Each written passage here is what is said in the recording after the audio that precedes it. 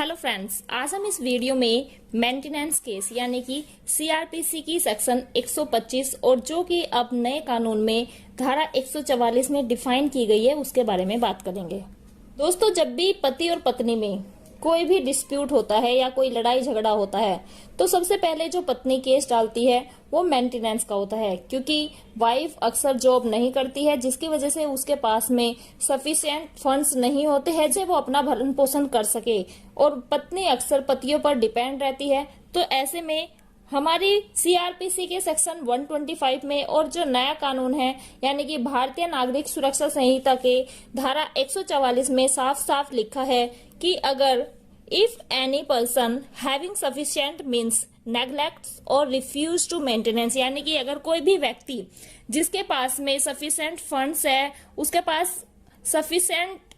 Means है, यानी कि उसके पास इतना है कि वो अपनी पत्नी का भरण पोषण कर सकता है और वो अगर मना करता है तो ऐसे में जो पत्नी है वो अपने पति से अपने भरण पोषण के लिए मेंटेनेंस का केस डाल सकती है। लेकिन यहाँ पर ये दिखाया गया है कि सिर्फ वो ही पत्नी मेंटेनेंस की हकदार होगी जो पत्नियां अपना भरण पोषण खुद नहीं कर सकती है, या फिर जो पत्नी अपनी मर्जी से अपने पति को छोड़कर नहीं गई है, वो पत्नी सिर्फ अपने पति की क्रुएल्टी की वजह से, मारने पीटने की वजह से या फिर उसके ऊपर होने वाले अत्याचारों से तंग आकर के तब अपने पति से अलग रह रही है और वह किसी दूसरे आदमी के साथ भी नहीं रह रही है, तो ऐसे में पत्नी अपने पति से मेंटेनेंस लेने की हकदार होती है।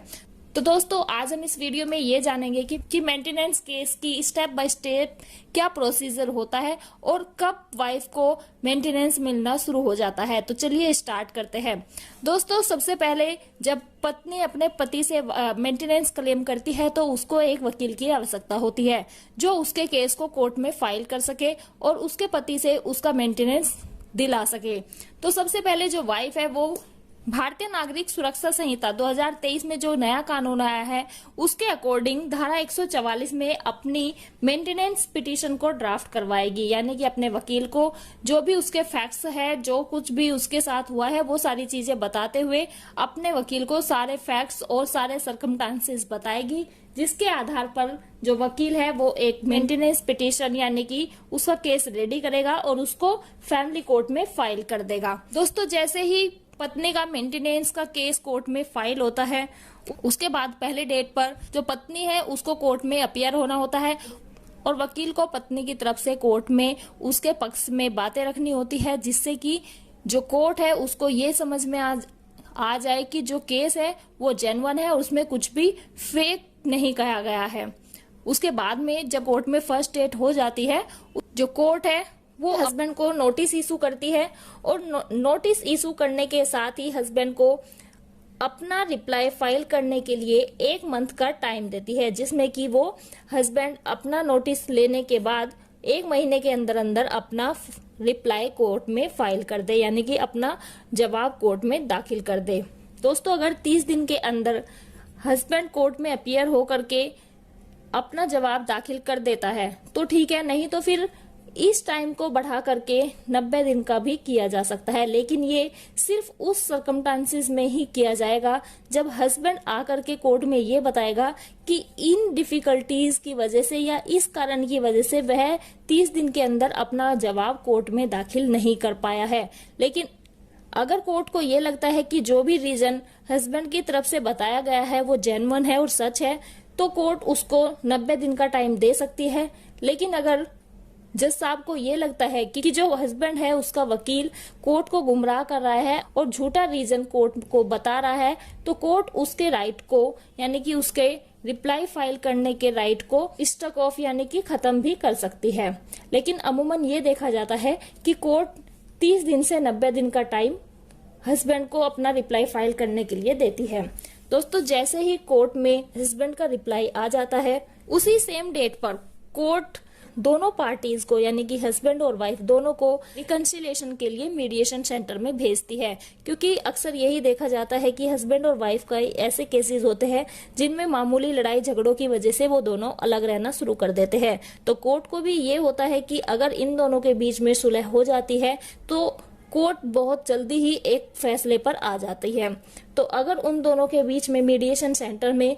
रिकंसिलिएशन हो जाता है तो ये केस यहीं पर खत्म हो जाता है और यहीं से इस केस को सेटल कर दिया जाता है। लेकिन अगर मीडिएशन सेंटर में जाने के बाद ये केस सेटल नहीं होता है तो कोर्ट फिर इस केस को आगे बढ़ाती है और मीडिएशन के तुरंत बाद ही जब कोर्ट में डेट लगती है, उस डेट पर कोर्ट पत्नी की तरफ से फाइल की गई इंटरिम मेंटेनेंस की एप्लीकेशन पर आर्ग्यूमेंट सुनती है और वाइफ के लिए इंटरिम मेंटेनेंस बांध देती है। दोस्तों, ये इंटरिम मेंटेनेंस होता है, ये फुल एंड फाइनल मेंटेनेंस नहीं होता है। इसमें कोर्ट कुछ पैसे वाइफ के लिए बांध देती है, क्योंकि जब तक केस चलता है तब तक वाइफ को अपने खर्चे के लिए, अपने केस के लिए कुछ न कुछ पैसों की जरूरत होती है। तो ये इंटरिम मेंटेनेंस वही होता है जिससे कि जब तक केस फाइनल हो तो पत्नी को कुछ न कुछ गुजारा भत्ता मिलता रहे और वो अपनी लाइफ को जी सके। दोस्तों, इसके बाद में दोनों पार्टीज को कोर्ट में अपने इनकम एफिडेविट फाइल करने होते हैं, जिससे कि कोर्ट ये जान सके कि दोनों के पास में कितनी इनकम है, पर मंथ दोनों के पास कितना पैसा आ रहा है और दोनों की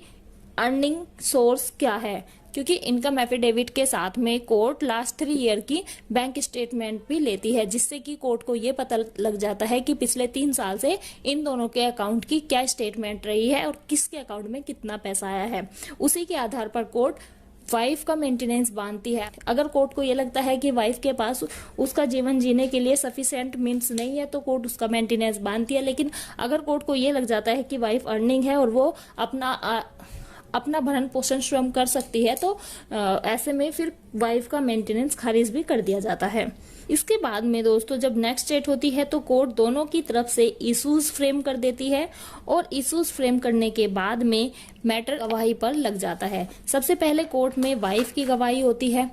क्योंकि ये केस वाइफ ने डाला है तो पहले जो भी कंप्लेनेंट होता है, जो केस डालता है, पहले उसकी गवाही होती है और उसके बाद में जो अपोजिट पार्टी होती है उसकी गवाही होती है। गवाही में सबसे पहले वाइफ को अपना एविडेंस एफिडेविट देना होता है। उसके साथ में जो भी डॉक्यूमेंट्स वाइफ लगाना चाहती है, जो भी रेलिवेंट डॉक्यूमेंट्स है, जो भी उसकी बात को प्रूव करने वाले डॉक्यूमेंट्स है, उसको भी कोर्ट में फाइल करना होता है। और जिसके बाद में जो अपोजिट पार्टी का वकील होता है, यानी जो हस्बैंड का वकील होता है, वो उस वाइफ से क्रॉस क्वेश्चनिंग करता है, यानी कि उसका क्रॉस एग्जामिनेशन करता है, जिसमें वो तरह तरह के उसकी पिटीशन से रिलेटेड क्वेश्चन पूछता है।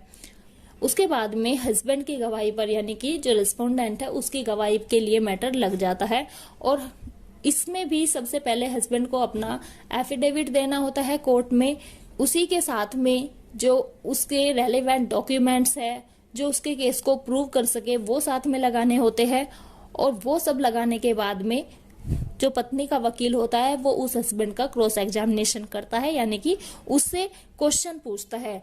दोनों के क्रॉस एग्जामिनेशन हो जाने के बाद में दोस्तों मैटर फाइनल आर्ग्यूमेंट के लिए लग जाता है और फाइनल आर्ग्यूमेंट पे दोनों के वकील अपने अपने क्लाइंट की तरफ से दलीलें देते हैं। फाइनल आर्ग्यूमेंट हो जाने के बाद में मैटर जजमेंट और ऑर्डर पे लग जाता है। अब ये टोटली जज पे डिपेंड करता है कि वो वाइफ के फेवर में डिसीजन देगा या फिर हस्बैंड के फेवर में। अगर जज साहब को वाइफ की तरफ से ये लगता है कि वाइफ के पास सफिशिएंट फंड्स नहीं है, सफिशिएंट मींस नहीं है, वो अर्निंग नहीं करती है, तो फिर उसका फाइनली एक अमाउंट बांध दिया जाता है जो हस्बैंड को पर मंथ देना होता है। लेकिन अगर जज साहब को ये लगता है कि जो वाइफ है वो अर्निंग कर सकती है, वो एजुकेटेड है और वो पहले भी जॉब करती थी तो वो अभी भी जॉब कर सकती है, तो ऐसे में हस्बैंड उसकी पिटीशन को डिसमिस भी कर सकती है। तो दोस्तों ये टोटली जज पे डिपेंड करता है कि जज का डिसीजन सारे फैक्ट्स और सर्कमस्टांसेस देखने के बाद में क्या होता है। लेकिन अगर जज साहब ने वाइफ के फेवर में कोई भी अमाउंट बांध दिया है, फिक्स कर दिया है, तो फिर वो अमाउंट जो उसका हस्बैंड है उसको पर मंथ देना ही होगा। अगर हस्बैंड वो अमाउंट जो उसका मेंटेनेंस है वो नहीं देगा तो हस्बैंड को जेल भी जाना पड़ सकता है। तो दोस्तों ये था हमारा मेंटेनेंस केस का कंप्लीट प्रोसीजर, जो कि हमने आज स्टेप बाय स्टेप समझा है। आई होप आपको सब कुछ समझ में आया होगा। Thank you.